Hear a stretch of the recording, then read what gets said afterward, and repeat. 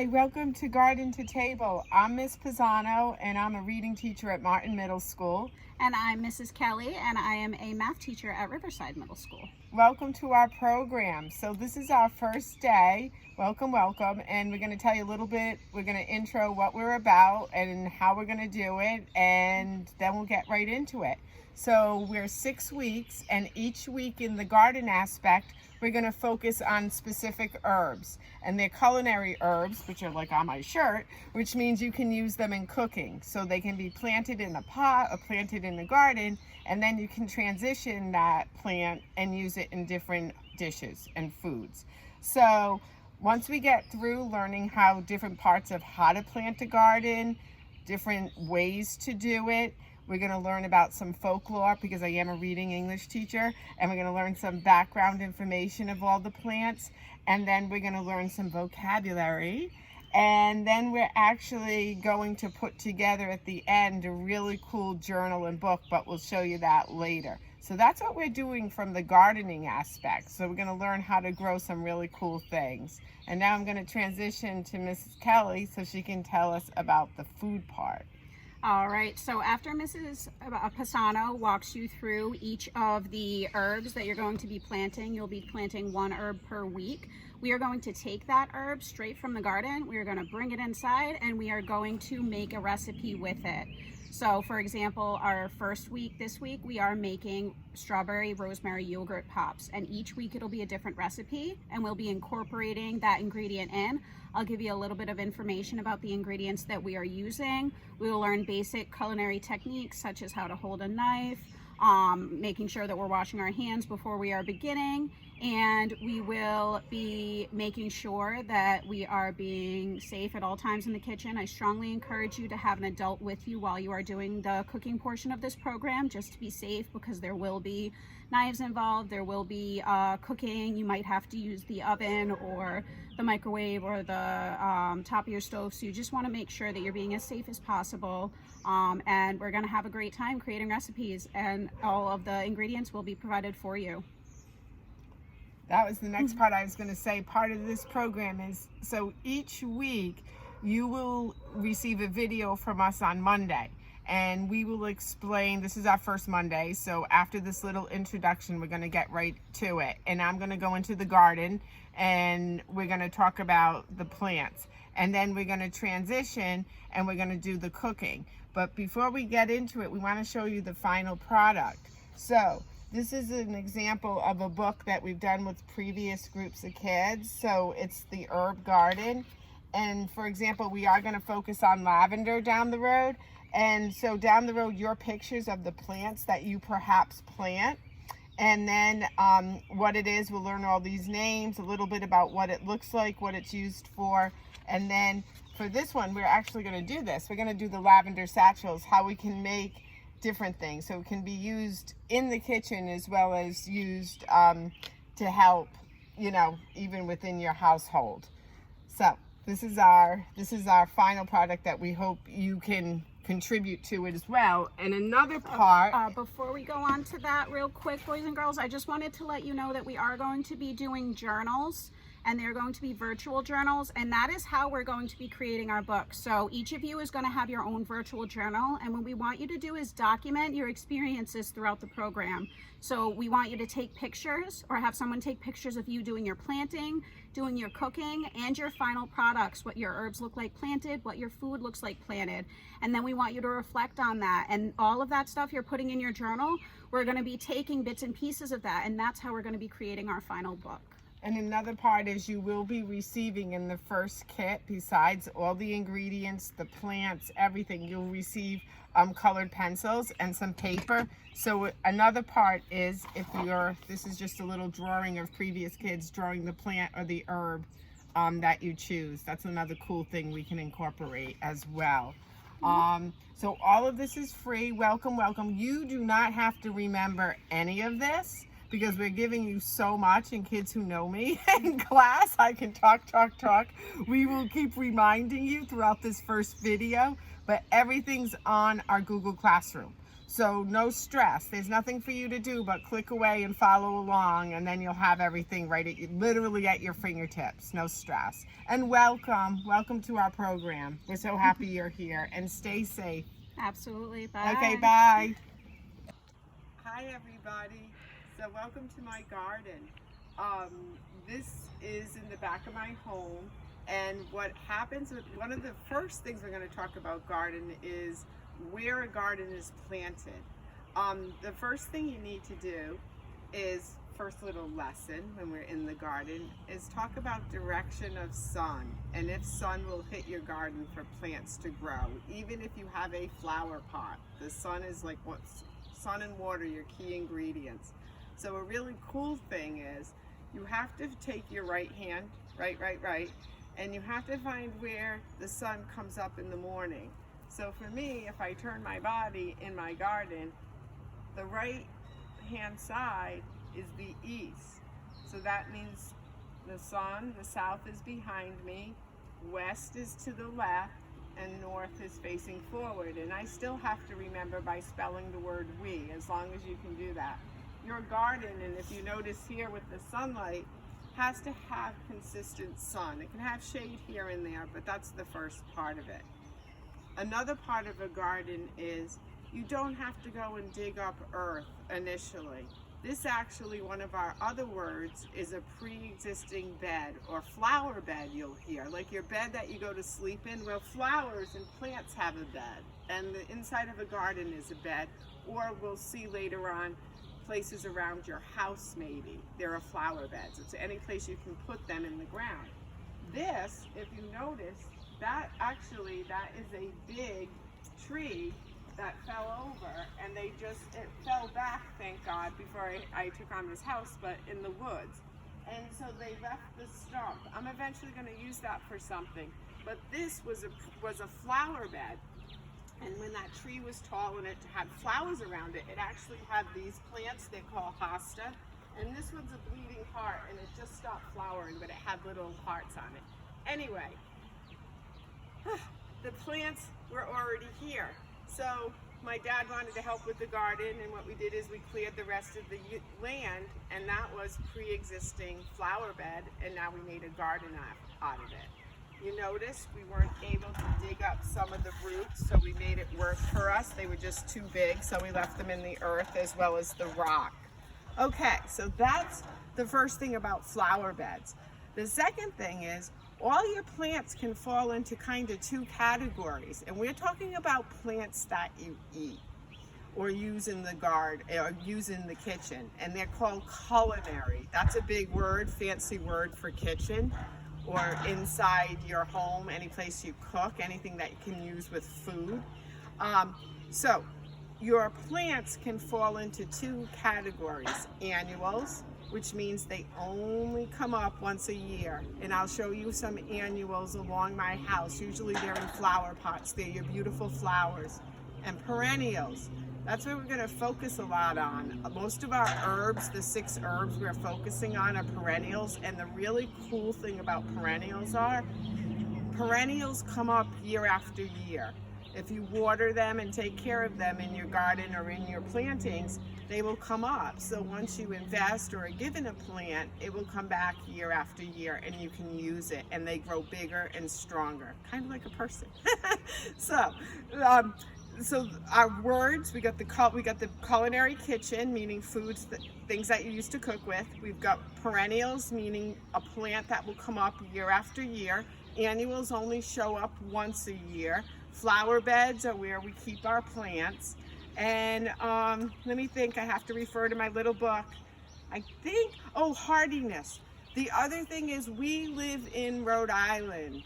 Rhode Island is in the Northeast in New England. Okay, little history lesson. Those of you who know me from my Providence College training, we learn to look at things from all perspectives. So we got direction of the sun.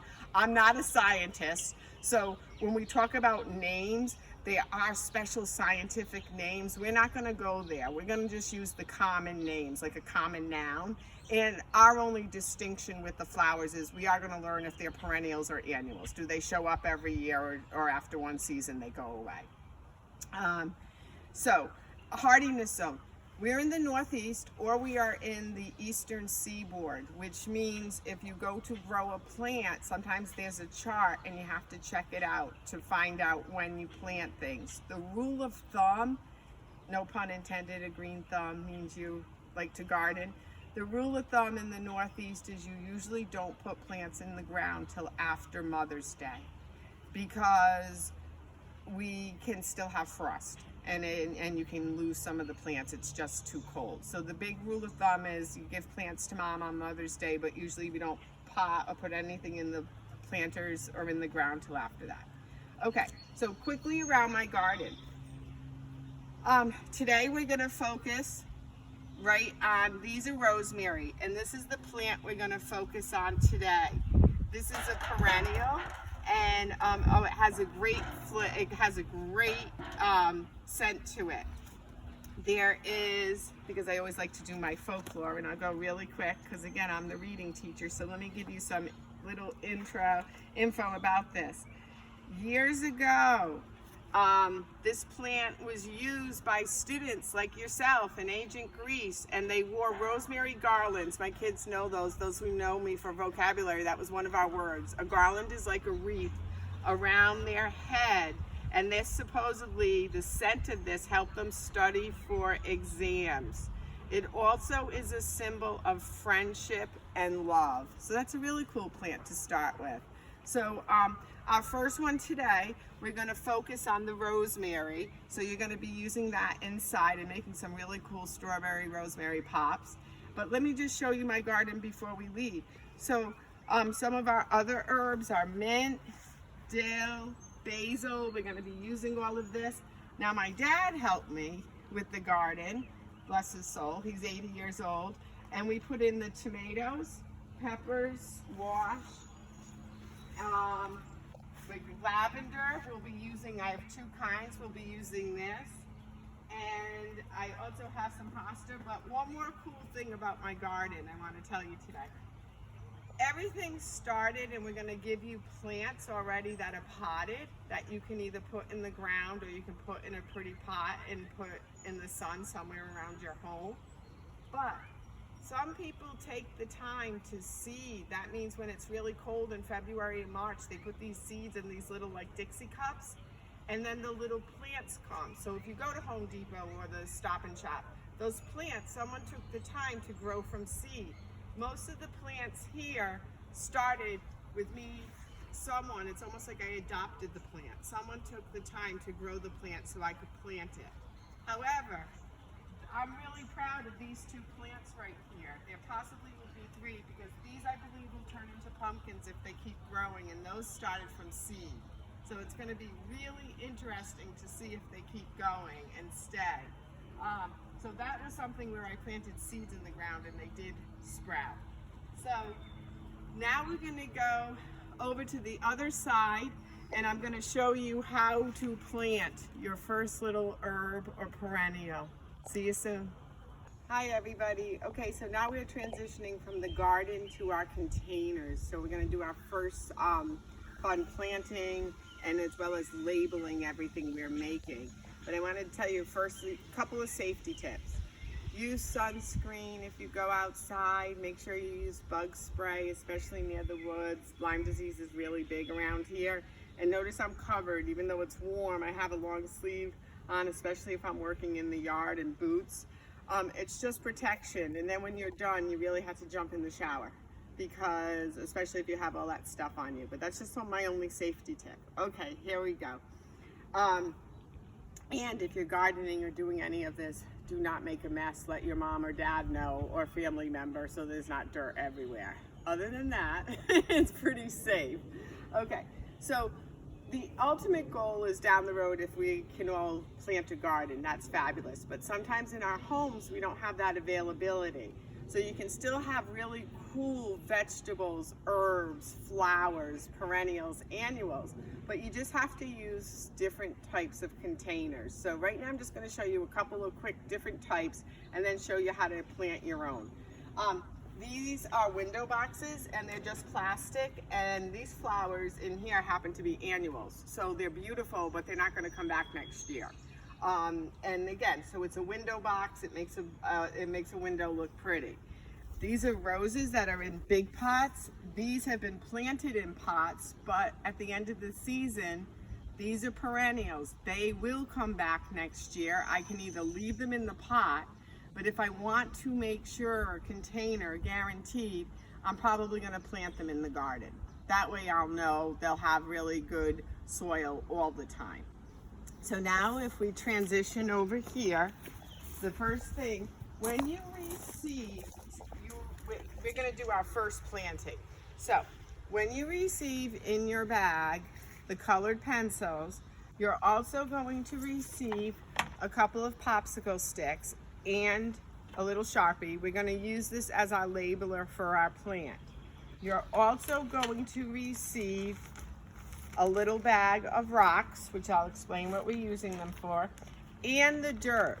Now, the dirt is also going to be infused. That means mixed with, which I'm already going to do for you. So each bag, I'm going to personally put a little bit of fertilizer just so that the soil is fed and your plant will be fed. So how we do this, this is the how-to part of the gardening. You will receive the little saucer and the plastic bowl or container. This one, we're blessed, has holes at the bottom.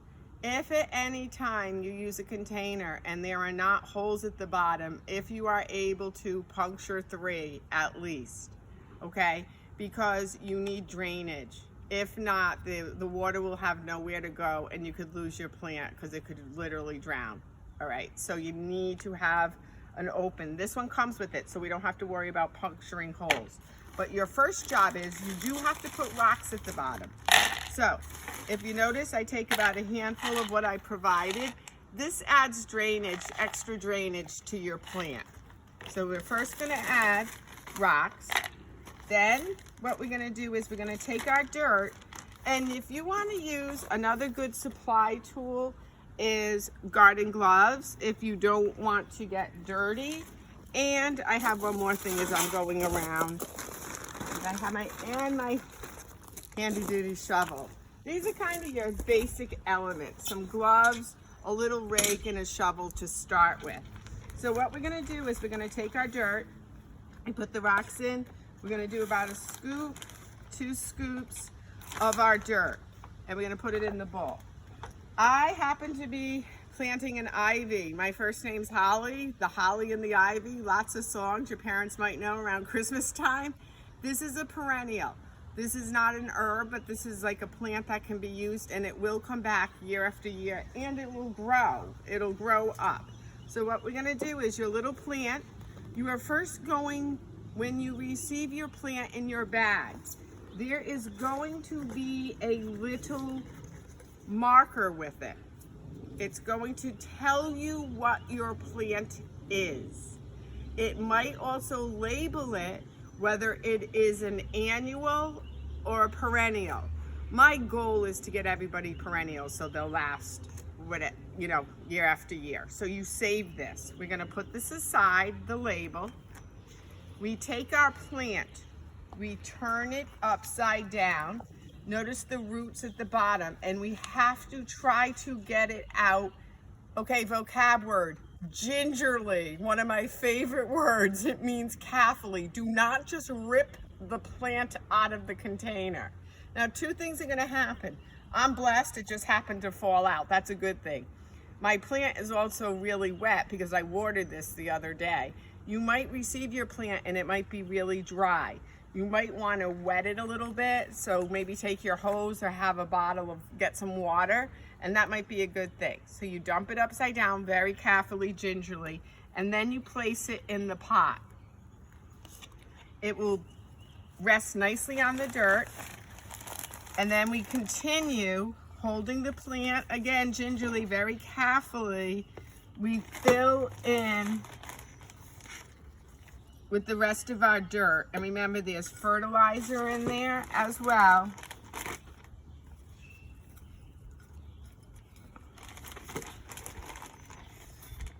Make sure you get all the dirt evenly around. And then you can take your hands and you can press down. And just right till there's a little lip, just so all of the base of the plant is covered. I'll try to give you enough so that you have the right amount. Now, one of the most important things with your plant, can you follow me? Is we're gonna just do a quick little run. As soon as you plant anything, most important, besides the fertilizer being in there, you have to water it. So you take your hose and you just do a little sprinkle. Even if you don't have a hose available, just get like a couple of bottles of water, tap water from the, totally fine, or old rainwater. Another good thing, and I just gave it a little feed. If you have drainage, if you have gutters, I don't use this. I can use it for rainwater, but I do it to protect so I don't rip the hose, but this is really great too. You can conserve on water. So if, you know, there's water and there's drainage, you just put a little bucket at the end and then you can use the rainwater to feed your plant. Now, again, the drainage, I poured too much, so your little saucer is gonna collect the extra. I would leave it out just so that kind of let it all settle in. And then make sure your plant is in a nice sunny spot. And then your job is to make sure that you water and feed it. Now the final thing we're gonna do together as a group, in your packet, you received a popsicle stick. So by saving, each plant comes with a little info about it. I want you to write down the name of your plant, and really the only other thing if you want to put is you can write a P or an A if it's a perennial, and this I know is a perennial. This is the ivy. And what I'm gonna do is, you take the little marker and you can just put it in your plant so you know. We also can do this in the garden. I'm actually gonna have my nieces, because I had saved, I just wanted to show you this before we leave each other.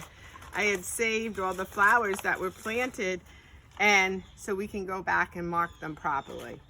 Okay, I hope you enjoyed this first gardening experience. Good luck. You know the steps.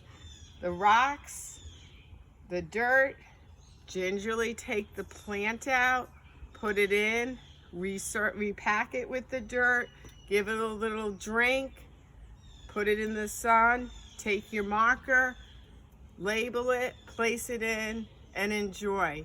Next week, we'll decide two things, whether we're replanting in a pot, or your job is find a flower bed around your home, or if you happen to have a garden already, because we can do a transfer of the plant into the ground. So that might be something we look forward to next week. Okay, be safe. Thank you. All right, so we are back in Miss Pisano's garden, and we are going to actually take our fresh rosemary and we are going to bring it into the kitchen.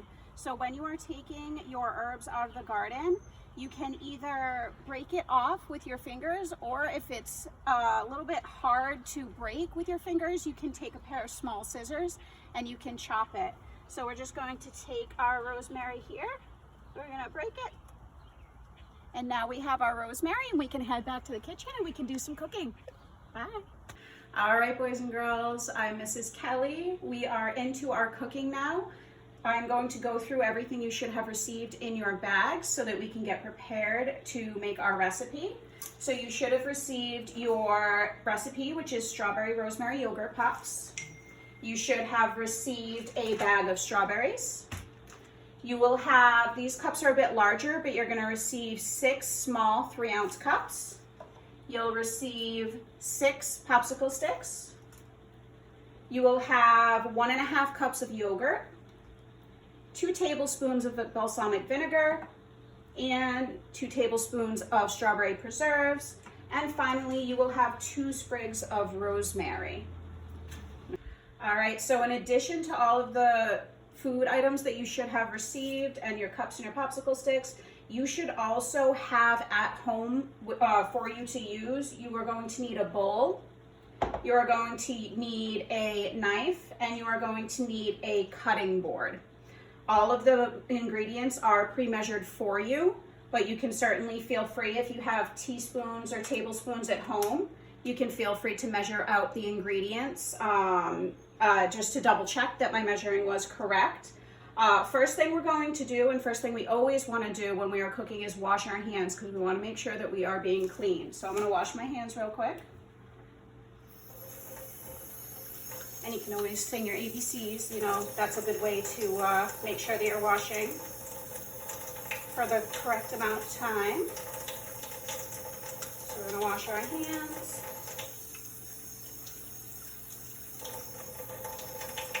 And once our hands are washed, we dry them.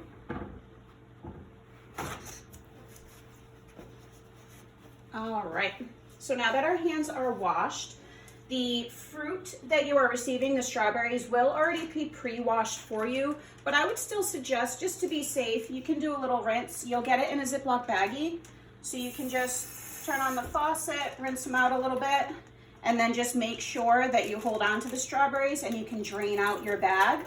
Or if you wanted to, you could zip your bag closed a little bit and drain out your water that way.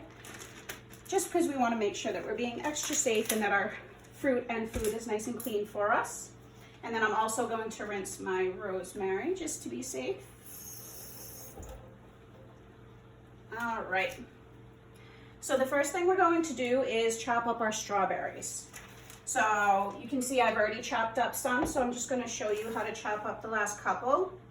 When you hold your knife, you don't want to put your finger on the top. You want to make sure that your finger is on the side or underneath. You don't want it anywhere near that blade, so you need to make sure that you're being safe. I strongly suggest having an adult with you while you are cutting. If you don't have an adult with you and you're not comfortable using a knife, you can just use your strawberries in the bag and you can mush them. So that is an option as well if you aren't comfortable using a knife, or again, if you don't have an adult with you. So again, making sure our finger should not be on the top of our knife. It should not be underneath our knife. And when we're cutting our strawberry, we're going to go as close to the top as we can. We want to get off those leaves. So we're going to chop that off. And then what we're going to do, we want to make sure when we're chopping that our fingers are curled in. We don't want to hurt ourselves and cut our fingers. So we want to curl our fingers in. It's kind of hard with strawberries because they're very small. So just make sure you're being very careful. Make sure that you're taking your time. And we're just going to cut our strawberry in two.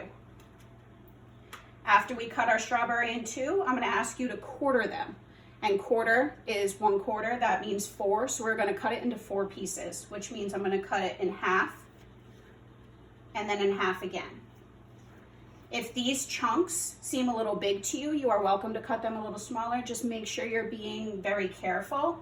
But again, quarters should be just fine, because in our pops, it's going to be really yummy when we get those nice big chunks of strawberry. So again, quartering those. I'm going to show you one more time with our last strawberry. Again, as close to the top as we can, curled fingers, holding our knife correctly. Going to cut off that top. And then cutting our strawberry in half. And then quartering. So again, half and half, half and half. All right, so now that we have all of our strawberries cut, we can throw those in the bowl. And now we have our 1 cup of strawberries.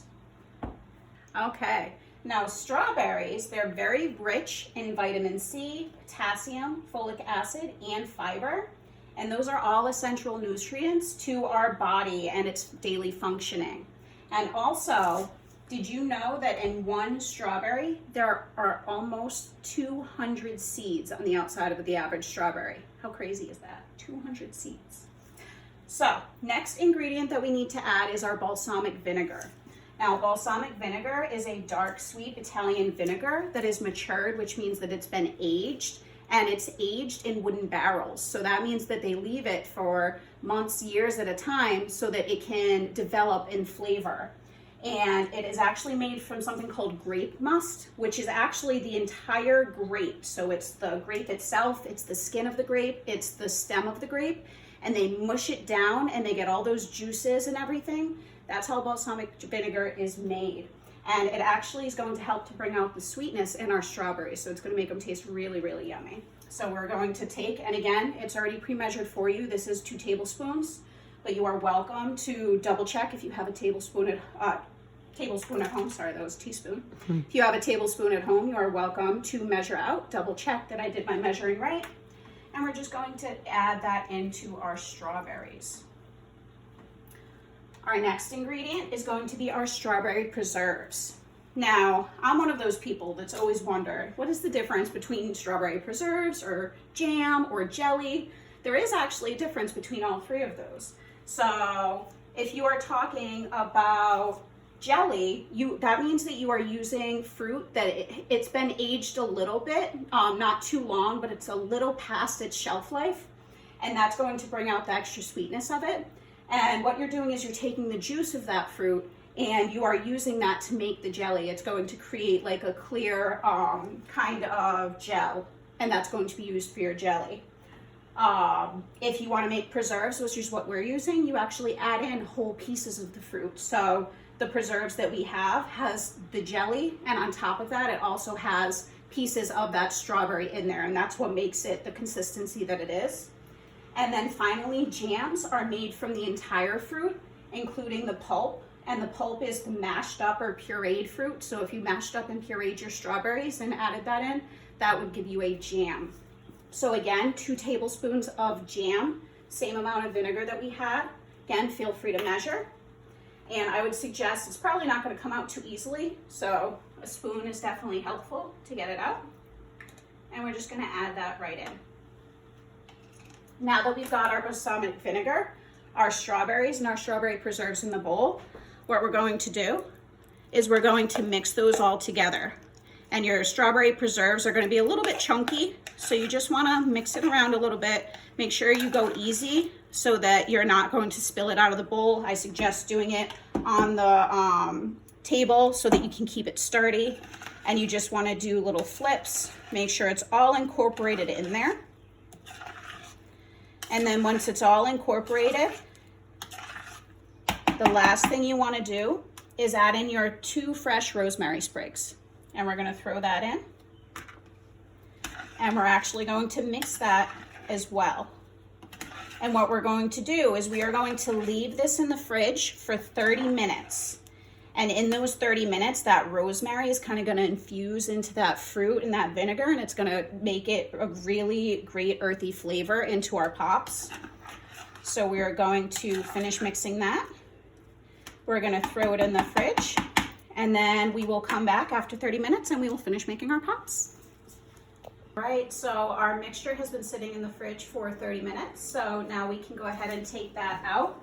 You should have also put your yogurt in the fridge. We want to make sure that it is staying nice and cold. So we're going to get our yogurt out of the fridge, and we're going to get our strawberry mixture. And we're going to go back to our cooking station. Now, if you look at our mixture, you'll see that we have our rosemary in here. We're actually going to discard the rosemary. It's done its job. It's marinated in that balsamic vinegar and those strawberries for that half an hour, so we've gotten the flavor out of it. So now, again, make sure that we are washing our hands before we touch any of our food. And then we are going to actually take out our rosemary sprigs, and we can just throw those away. So we'll take those out and we'll toss them. Okay, and then we're just left with our strawberry balsamic vinegar, strawberry preserve mixture here. So next step, we are going to actually create our yogurt pops. So what we're going to do is we're going to start with our yogurt. And what we're going to do is we are going to take 2 tablespoons of yogurt for every 1 tablespoon of our mixture. So I have a tablespoon here. We're going to take 2 tablespoons of our yogurt. So 1, 2, and we're going to put that, and you should again have 6 cups total. I just have 2 here, but you will have 6 in your package. So 1 and 2. And then after those 2, we're going to take 1 tablespoon. Now I only have 1 actual tablespoon, but you can also use a large spoon. This is also considered a tablespoon, so you can also use this. And I'm going to put 1 tablespoon of our strawberry mixture in each of our cups. So 1. And you can drain out a little bit of that balsamic vinegar. It can have a bit of a strong flavor, so make sure you drain that out before you put your strawberries into your mold.